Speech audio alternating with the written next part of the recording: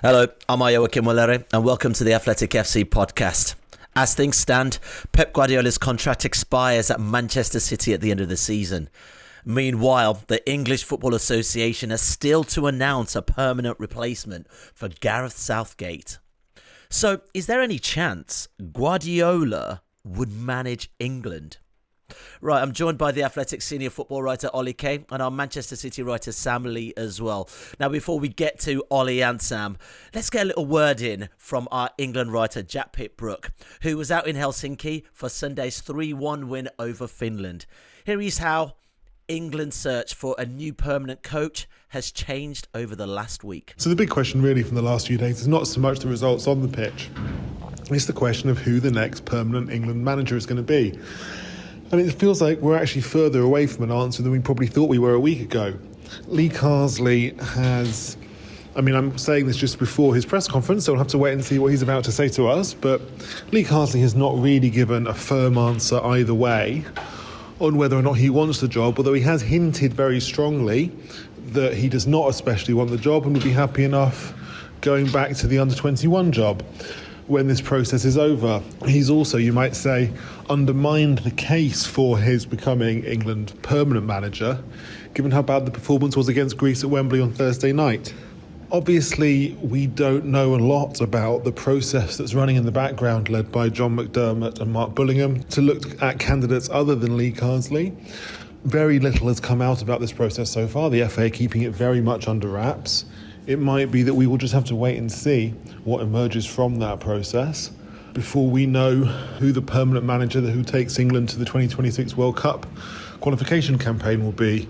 But after the last few days, it feels less likely that will be Lee Carsley. That was Jack Pitt-Brooke on the FA search for the next England manager. Right, Ollie, let's go to you on this one. Where has this international break left England and their process as they search for a permanent successor to Gareth Southgate? Yeah, well, I think there was a belief among some of us, and it's not necessarily been encouraged by the FA, but there was a belief that it was perhaps Lee Carsley's job to lose in the short term, just as a sort of short to medium term, that they might give him until the end of the season or something like that, and then review it. And obviously, he had the first two games which went well, and everything was very positive. And then the third game, as in the first game of this international break, they played against Greece at Wembley. He played a very interesting lineup where he played sort of no real centre forward. Declan Rice sort of on his own in midfield, and all the creative players, Bellingham, Saka, Foden, etc. And it didn't work at all. I think Jack described it as putting the icing on the cake, but forgetting to, but losing the cake, which I think was quite a good way of putting it. So that, I think, led a lot of people, and by this I mean fans, but also media. A lot of people have written or said that, well, he's shown he can't be England manager. Now, I would say it was a strange lineup, but you are allowed to experiment. You are allowed to do different things. I thought the surprising thing with him was that he said that he'd done it having spent 20 minutes on it in training, which I thought that seemed a bit naive. And then last night's game in Helsinki, they won and played. It started okay. Finished the game well. Wasn't a brilliant performance, but it was a competent performance. 3-1. It was sort of Southgate era level performance. No real drama.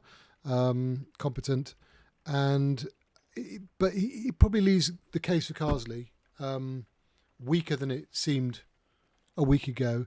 But I'm more interested in really what he's. Well, not more interested in, but I am interested in what he's been saying and the sort of slightly mixed messages we've been getting from him. Because, 1 minute he's saying, England deserve a world-class coach. Then he's saying, no, I'm not ruling myself out. I don't think he knows what he wants. That's my. I don't think he's playing a game. I don't think he's trying to tie the media up in knots. I don't think he's trying to tie himself up in knots. I'm not sure he knows what he wants. I'm sure if he was offered it in a really persuasive way, he could be persuaded to take it. but maybe he's less likely to be offered it now than he was a week ago. Yeah, well, Sam, if England deserve a world-class coach, Tim Spears wrote a piece for The Athletic on Sunday considering whether or not Guardiola could be considered for the England job. And look, in 2021, he was quoted saying, the next step will be a national team if the opportunity presents itself. This is Guardiola, of course. I would like to coach in a European Championship, a Copa America, and a World Cup. Can you see something like this appealing to Guardiola, considering his contract is up at Manchester City at the end of the season? I can definitely see it appealing. I've thought for a few years, I don't know if it was thought or wishful thinking, that Guardiola could end up as England manager. But it's just purely by piecing together what he says and obviously the little bits of information that support that. So in terms of other clubs, maybe he goes and finds another project, but it does feel like, what is there left to achieve? Obviously, every season he goes out and he wants to achieve again, win the Premier League. And, maybe it's a case of going to coach in Italy, where he loves the culture because he's played there. But then if it is going to be a national team, because as you just said there, he's outlined the feelings of the things he'd want to do, manage at a World Cup. And a World Cup in America, by the way, so you may as well go and do it now because he loves being in America. He loves being in New York. Then you do think, okay, well, the next job's going to be a national team. And then you think, well, who's it going to be? Probably, unless he was feeling particularly, I don't know. The thing is, the nature of Guardiola is he's kind of antagonistic just by existing in Spain, because obviously he's seen as this kind of Catalan figurehead. And that's not going to fly brilliantly in terms of the core Spanish press, the Madrid-based Spanish press, and most of the country's Spanish press. Like Luis Enrique had a hard enough time. But Guardiola might feel like, what, I'm going to do it anyway. But I don't know. I don't see it. In terms of managing Italy and like Argentina, for example, he's always said, like, in Argentina, you have to have an Argentinian manager. In Brazil, you have to have a Brazilian manager. In Italy, you have to have an Italian. But coming back to England, we got rid of that 20 years ago. We don't have to have an English guy. We haven't got that culture. Like, if anything, English football style and culture now is the Premier League, which is this kind of multicultural style of just kind of copying whatever works elsewhere. So it seems like a logical step for England. And I do feel like if Guardiola wants to go and work at a national team next, there's not too many options. And I think one would have been America, but obviously they got Pochettino. So it kind of narrows it down to England. But I do have to say, this is maybe wishful thinking pushing me down and narrowing the options down so much. But I don't see too many options. I do feel like England could be a great opportunity for him. Yeah, another name that's been thrown in by the bookies, Ollie's, if Thomas Tuchel, obviously Guardiola, another name, and two coaches with very impressive CVs, Guardiola in particular. It got us thinking, actually, is this a job that's desirable for players, for coaches and managers at that level, that elite level management? Because it's not the best paying job, but there is still kudos to being an England manager. Yeah, I think if you go back even to sort of pre-Southgate and perhaps if you go back to the sort of dark years with England, maybe sort of between the 2010 World Cup and the 2018 World Cup, I don't think it was a desirable job at all. I think it became not just this idea of the impossible job, but it was felt that the players weren't good enough. There was no prospects. It was not one of the best paid jobs in England. That they weren't going to attract great coaches from outside England. If you go back to 2016, when obviously Sam Allardyce got the job, the other two coaches or the other two managers that were interviewed at that point were Steve Bruce, who's mocked by some, I think, unfairly now, but he has never been that sort of elite manager. Ralph Rangnick, who I think at the time was he at Red Bull doing sort of director of football type work. At that time, the idea of trying to attract a Guardiola or a Klopp or a Tuchel or whoever was just so far off the agenda. So and it might be unlikely now, but I don't think it's as unlikely in 2024 as it was at that point. I think you look at the players that have emerged with England, and where do you start? If I start reeling them off, but there are very, very talented players, and also just I think Southgate has cleansed the England team and cleansed it as a brand and cleansed it as a sort of sporting brand, not just commercial brand, but cleansed it as an operation. The culture around it seems a lot better. I think it is a lot more appealing, and I would guess that to an out of work top level coach like Tuchel or Pochettino a few months ago before he took the America job, I think it would have been appealing. Whether you can entice somebody like Guardiola, I just don't know. I think it sounds like a lovely idea, very, very expensive idea, but would it happen in reality? I don't know. And I think the expense issue is a really big one, because Southgate was earning about, I think, at an absolute maximum, if he achieved every bonus, it was going to be something like £5 million a year. I think with Guardiola, I think his wages are way, way, way beyond that. Rightly so, because he's the best. But could the FA justify paying that? Well, for a World Cup or a Euros, I mean, but you come on. you don't guarantee winning it, do you? I mean, England got hired Fabio Capello, thinking he was the closest thing to a guarantee in 2008, and got knocked out in the last 16. And look, Guardiola, I mean, Capello was a great club manager in his time. Guardiola is a brilliant, sensational, genius coach who is probably the best that there's been for decades. But is there's still no guarantee. If Guardiola wants to go into international management, which seemingly he does, it's not like I don't know. I don't know if this is the case. Maybe the American Association would, but how many national FAs are going to have more money than England to say, oh well, come on, manage us then. We've got 20 million a year. You can have. He's probably factored that in. Yeah, it's true. Yeah, very true. But all right, mostly in terms of, it's always the caveat, isn't it? You can manage it at World Cup with Saudi Arabia. Well, people do it. Yeah, but in terms of factoring that in, do I want to go and try and win a World Cup with these teams? I don't know whether he's thought about the money, but it's just a kind of, well, we don't have to worry about that because I know I'm not going to get it. But for the experience, and if he gets 6 million, 8 million, and that's less than half, you might still think, well, it's decent, for this experience that I want to do. This is an experience I want to do. But then just going back to, certain countries having an identity where it's like, this guy has to be from our country. It's almost better with England that the guy's not from England, because it's almost like this massive cross to bear as an England manager. And we saw with the nonsense around Carsley and singing the national anthem, all these things that you can get bogged down in being an Englishman managing England, whereas it might be nice for a foreign manager to go, they got some good players, I'll go and manage them. And especially with Guardiola, he's so big, he's not really going to get bogged down in the politics of being an England manager, really. Like he'll just shrug it off and carry on. He's got the big enough politics with his own country.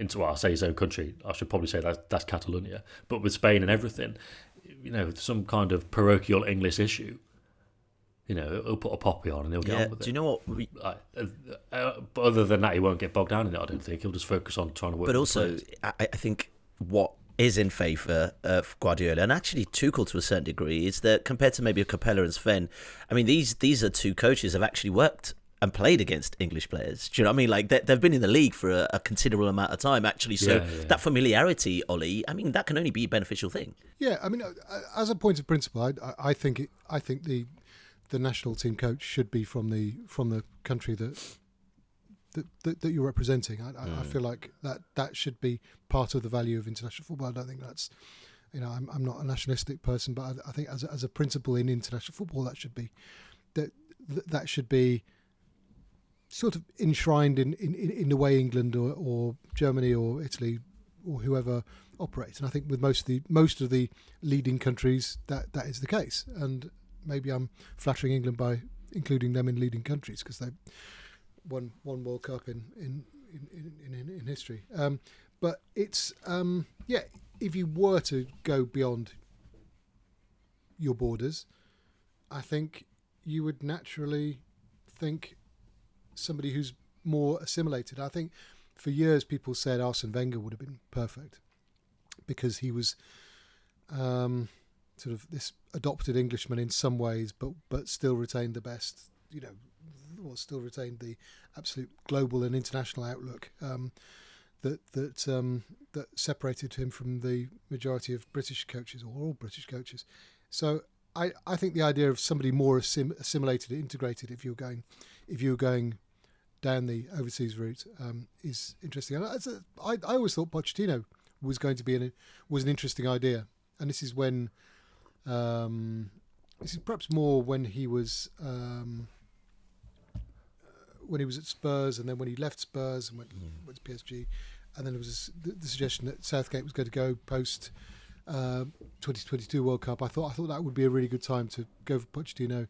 I think this summer just gone was a really good time to go for Pochettino, and for whatever reason they didn't, and America have done, and I think that's a really good appointment for them. But again, no guarantees whatsoever. So it's I think England the FA were just hoping that a solution would emerge, whether it was Carsley in the short to medium term, or maybe somebody, I don't know, like Guardiola or like Klopp, long term, or perhaps moving towards the World Cup.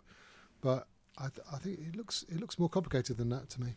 Talk about Guardiola's future, Sam, because with any decision, whether we he's still got a job, let's not forget that bit, right?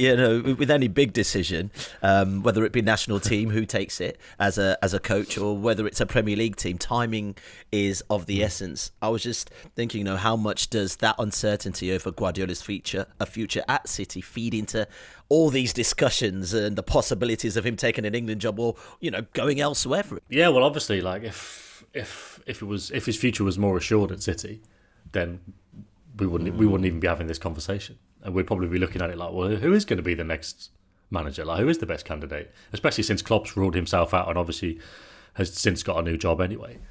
You start to look and go, because there's Klopp and there's Pep at the top, and then below that it's Tuchel and everyone else. Eddie Howe as well. To be fair, if we're talking about English managers, then probably the most likely, possibly best of both worlds scenario. But yeah, in terms of Guardiola City future, we know it is last year. We've been reporting on The Athletic for the last week or so, obviously with Cheeky Begiristain leaving, that as far as my information goes, in the summer I was told that Cheeky and Pep would leave at the same time in 2025. Now we know that Cheeky is going, that's been confirmed, and Hugo Viana's coming in to replace him as sporting director of football. Guardiola is harder to pin down, because honestly, everybody who knows him says, and as colleagues who have been trying to get information and speaking to their people around Pep, everyone just says, you never know with Pep. He might change his mind. And that's obviously what City are hoping for. With Cheeky, they're like, okay, we know he's not going to retire, but they know he wants to go and step away from City, have a bit of a less stressful day-to-day working life. So they're not going to try and change his mind. And they've known for a couple of years that this would kind of be the point where it'd end. But with Pep, they'll just keep putting contracts in front of him. And if he looks around and thinks, well, these players are still fighting, they're still listening to what I want, they're still motivated, I still see an end point, I still see like a point where we can win trophies, then let's carry on. But at the end of last season, he was thinking, okay, like this is enough now, we're winding down. But then again, to tie back into how kind of he can be swayed and is so emotional, at the end of the season, he was on the pitch at the Etihad and he was saying, like, I'm closer to the end than the beginning, which is obviously a factual statement because he's not going to stay for another 12 years, is he? But he did have the vibe of a man who was a bit tired. But by the time he'd had a break in the summer, came back and was doing pre-season press conferences in New York, he felt energised and he was saying, yeah, like, if you like it, why should you stop? And he was giving the impression that he would carry on, that he was at least thinking about it. But then recently, with the City fans putting up a banner saying we want you to stay, they did it in Catalan, and they put up the Catalan independence flags as well to really kind of appeal to him. He really appreciated that. But when he talked about it, he was kind of like, it's nice, but whatever will happen, will happen. And the fans didn't read too positively into that. And obviously now with the Cheeky news, there is obviously this whole climb overall that this might well be Guardiola's last season. I think we obviously don't know, but I think either way, it's kind of a hunch, I'd say. I reckon by the end of the year, we'll know either way. I don't think, as much as City want him to stay, I think they know if he is going to go, they can't leave it until April. I think they're going to need to know what the plan is early. And he signed the last 2 extensions in November in 2020 and 2022. So I wouldn't be surprised if they can't convince him to do one this November. They might say, okay, is that it then? And should we put it out there? Maybe they don't put it out there, but maybe a decision will be taken either way before the end of the year. Ollie, I'm going to come to you very quickly. Just on that, Sam, I just think about the impact Guardiola has had at Manchester City and the way he's been able to be given freedom to do so much at Manchester City. So there's a real personal connection there to the growth of this club. Do you think it makes that decision even harder? I know we keep talking about putting contracts in front of him, but I think he's even been quoted to say this is one of the happiest he's ever been in football management, having friends locally and all that kind of stuff. Well, yeah, because we talked about the drama and the politics of international stuff and Spanish media and stuff earlier. Even at Bayern Munich, he had people above his head, not necessarily criticising him, but they were more so in the first year or so when Bayern lost to Real Madrid in the Champions League and stuff. But people above his head, club legends, just talking. But who at City talks about him? Who's at City connected to the club in any kind of like historic level gives a loud opinion that kind of generates or dictates the news agenda? It doesn't happen. But before we'd have like Beckenbauer, people like this, sometimes slagging him off, and sometimes even just but there was just talk. At City, it's all calm. Obviously, at Barcelona, we know how chaotic it was with everything. One of the things he talks about in terms of having such a calm life here is how the media is much more relaxed.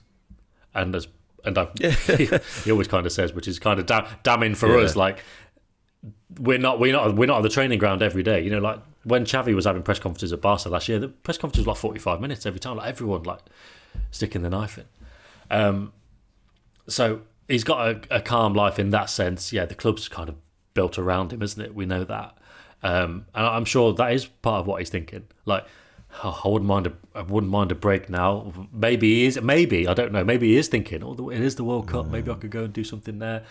But this is as good as it's going to get. Maybe he thinks, give it a year and I might regret leaving City because it's such a good gig. It's a great gig.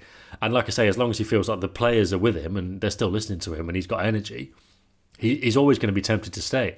But, maybe if he's got that idea in his head and he has for a couple of years that maybe this is it, maybe the family are looking forward to it kind of thing, then maybe that is when he kind of takes the break. And also, we always kind of look at, what might he do based on what he's done in the past in terms of a sabbatical, for example. But then if you go and take an international job, obviously he's going to work hard, but it's not as hard.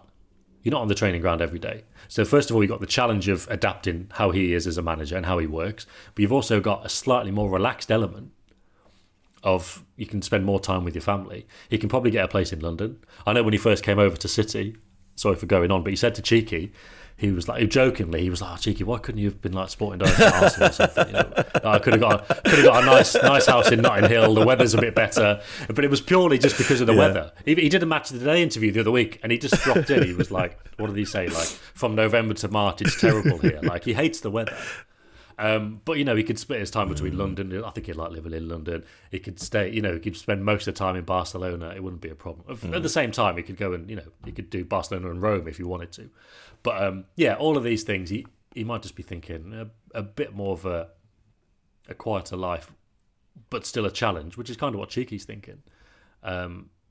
Maybe that starts to appeal. But City will always try and convince him. Yeah, Ollie, Sam makes a good point there in terms of let's say he does leave City. Does he go straight back into management? National team will need a coach imminently, really, if you're thinking about the next World Cup. Is it right for him to go straight back into management as well? I mean, that's a lot to consider on what he does next, really. Yeah, if you consider how sort of burnt out he felt after 4 years at Barcelona, and then obviously he had the sabbatical, and then he's been managing this. This will be, I think, his 12th consecutive season in management. The three at Bayern, and now it's number 9 at City, I think it is. So yeah, and he seems to. I mean, he seems to be absolute sort of have this manic work ethic where he just sort of works, never stops thinking about it. I would be surprised if he went straight into another club job when he leaves City. And as Sam said, we still don't know when that will be. There are various things which seem to suggest or seem to point towards this summer being more likely than ever. But I think Sam would agree that we've both spoken to people at City over the years who have been really surprised and delighted when he's been in the last year of his contract and he's agreed an extension, because I think back in, was it 2020, they weren't expecting him to extend, and then he suddenly did, and he's extended again since then, hasn't he? So he's just, yeah. They will hope that he stays on. I still don't discount the possibility of him staying on. If he did leave at the end of this season, I just can't see another club he would go to immediately.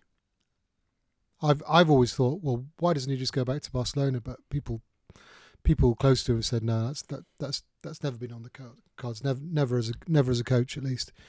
So I don't know.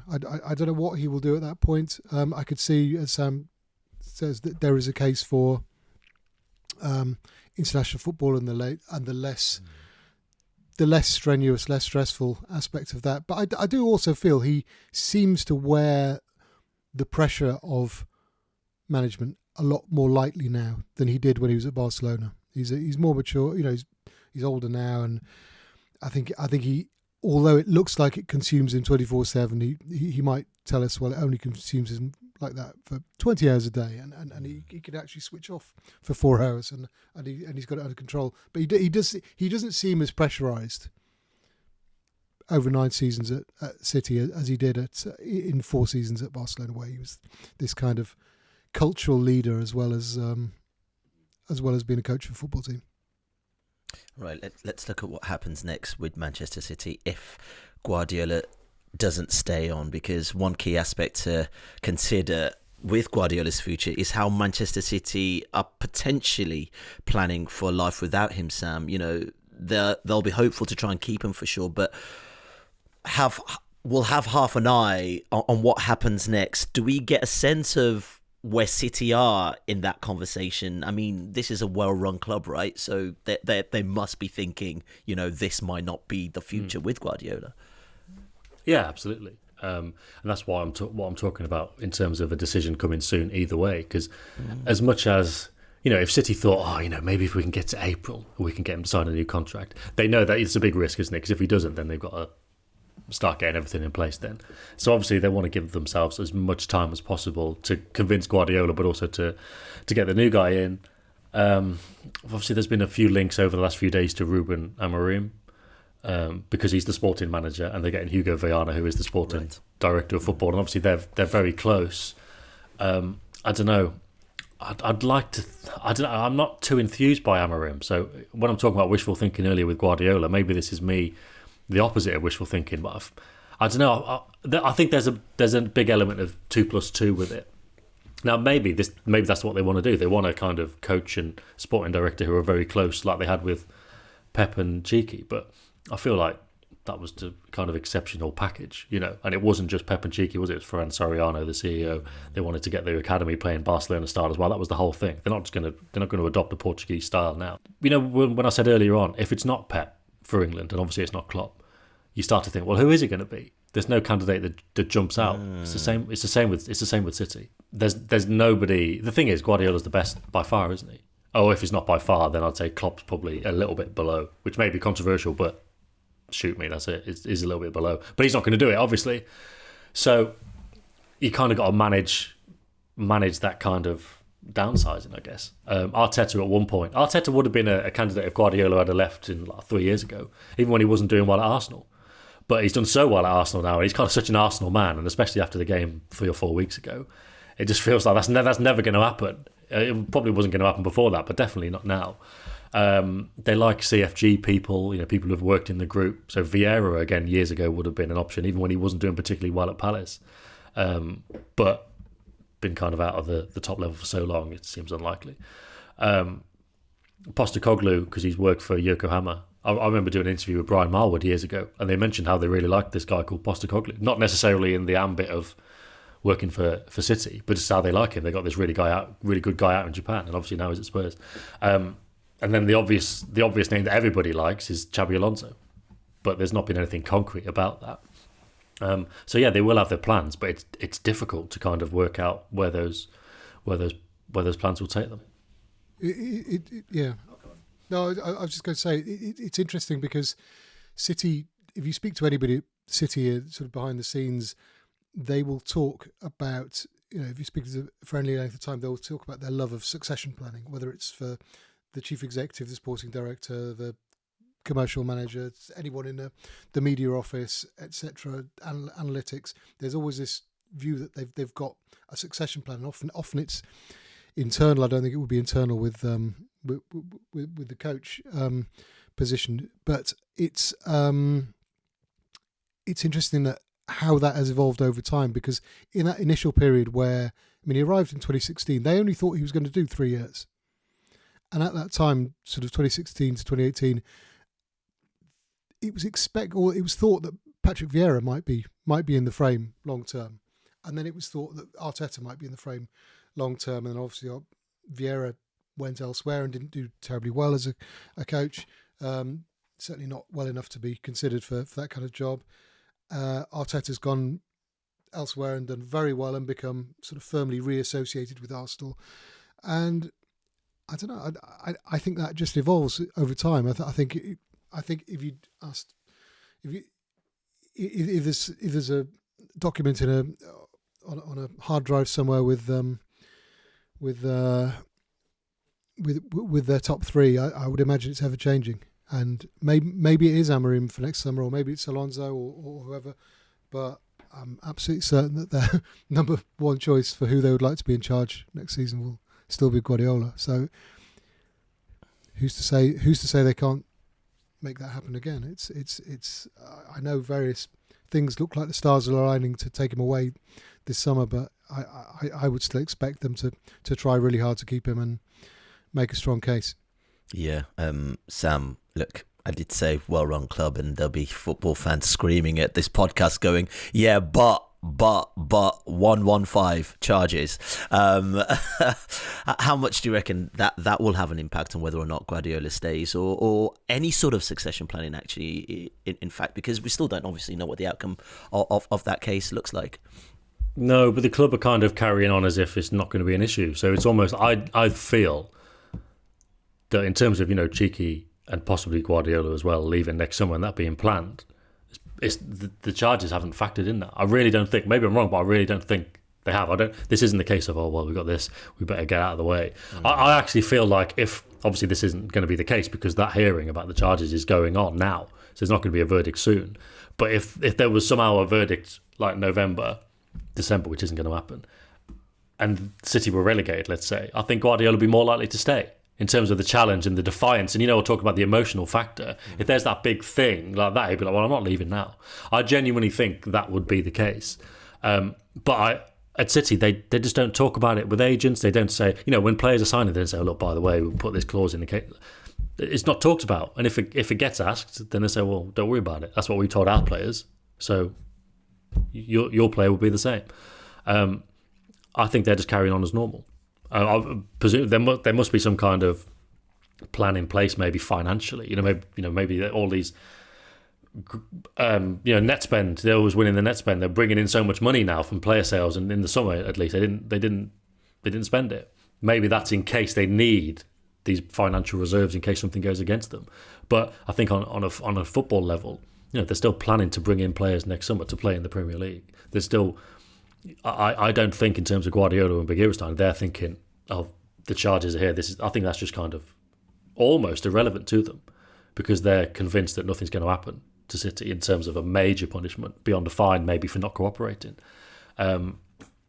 So I think, I actually think those charges have been irrelevant to the decision making that's gone on so far in terms of their futures. All right, Ollie.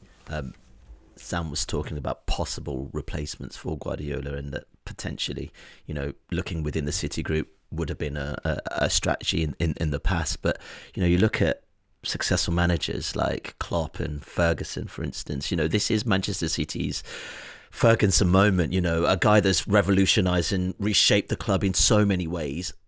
Picking a successor must be incredibly daunting. I mean, how do you genuinely replace potentially the greatest manager that has ever lived in world football? Well, I think Manchester United have shown how not to do it. I think, I don't know,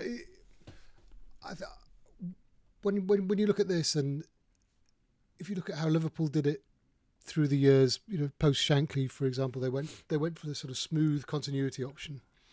Shankly to Paisley, and and then Paisley to Fagan, and then Fagan to Dalglish, always keeping it in house. And I think that was probably a lot easier back in those days, when a manager didn't have to be a sort of all powerful figure. But maybe in this era where managers or coaches are purely expected to be a coach, you see that, again, referring to Liverpool, Klopp left and everyone was talking about the huge vacuum and personality vacuum, and Arne Slot hasn't attempted to fill the sort of personality vacuum in terms of, well, not publicly, maybe in the dressing room, but he's just coached. He's and I think maybe it's less of a big deal when you look at somebody, when you talk about taking over from Guardiola. I think that because Guardiola has never attempted to be this sort of all-powerful figure within the club. He is really powerful, but he doesn't decide everything in the way that Ferguson did at Manchester United. So it's a. I think you just need. I think the difficulty is almost anyone would be a downgrade from Guardiola, but you've got to appoint somebody who would stimulate the players in the same way. Press the right buttons and challenge them and make them feel that this is fresh and interesting rather than just an inferior version of the same sort of Guardiola brand. So I don't know. I don't know where you go with it, but I would also say that compared to Manchester United in 2013, who had been drifting for a few years, and Ferguson had been sort of papering over the cracks by leading them to those last two league titles in incredibly impressive fashion when the squad was kind of crumbling a bit. I think City are built on stronger foundations, not in terms of commercial power in some ways, or not in terms of sort of global fan base or whatever, but they are built on firmer foundations in terms of the structures within the club, the expertise within the club. Obviously that changes slightly if people like Begiristain are leaving, but I feel like City have got a better chance of getting it right than perhaps Manchester United did in 2013. Honestly, gents, thanks for your time, Sam, Ollie, and also thank you all for listening. We'll be back tomorrow. If you want to watch more episodes of the show, please subscribe to the channel. We'll be joined by the likes of David Ornstein, Matt Slater, Adam Crafton, Carl Anker, and plenty more through the season. If you'd like to listen to the episodes in full in audio form, search The Athletic FC wherever you get your podcasts from.